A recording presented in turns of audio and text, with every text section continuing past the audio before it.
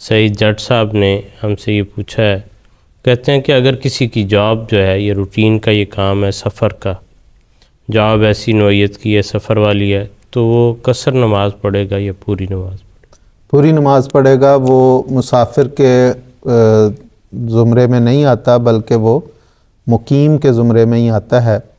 حضرت اقدس مسیح موعود علیہ الصلوۃ والسلام نے اس بارے میں بڑا واضح ارشاد فرمایا اسی بارے میں کہ جو ایسے لوگ جو مستقل دوروں پہ رہتے ہیں، ان کی ڈیوٹی یہ ہے کہ وہ سفر پہ رہتے ہیں، کبھی ایک علاقے کا دورہ، کبھی دوسرے علاقے کا دورہ، گویا حکام ہیں، ان کی ذمہ داری ہے.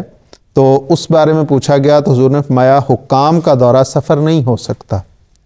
وہ ایسا ہے جیسے کوئی اپنے باغ کی سیر کرتا ہے.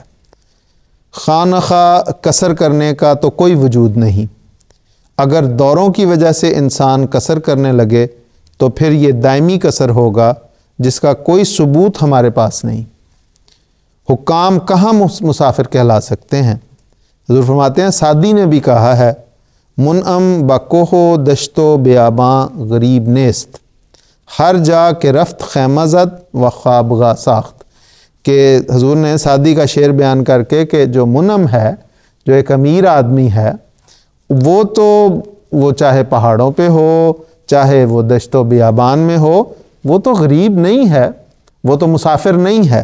اس لیے کہ مسافر تو وہ ہوتا ہے جس کو بیچارے کو مصیبت ہوتی ہے کہ سوئے گا کہاں پہ، کون سا ٹھکانہ اس کا. حضور سعدی کہتے ہیں، حضور نے جو کوٹ کیا ہے کہ ہر جا کے رفت، جہاں بھی وہ جائے گا، خیمہ زد، خیمہ اس کے لیے لگ جائے گا، اور خوابگاہ ساخت، اور اس کے لیے خوابگاہ بن جائے گی. اس لیے وہ تو مسافر نہیں ہے. تو اصل میں بات یہ ہے کہ حضور بیان یہ فرما رہے ہیں کہ جو حکام ہیں، جن کی ذمہ داری ہے، جن کی ڈیوٹی یہ ہے کہ وہ انہوں نے کرنا ہی یہ ہے، کام جاب ہی ان کی یہ ہے، تو وہ اگر سفر کے زمرے میں آ جائیں تو پھر تو وہ ساری عمر قصر ہی پڑھتے رہیں گے. جی، تو یہی حال روزوں کا ہوگا، یہی حال نماز کا ہوگا کہ وہ اس کو پوری نماز ادا کرنی پڑے گی. بہت شکریہ خان صاحب، حافظ صاحب، جزاکم اللہ خیر.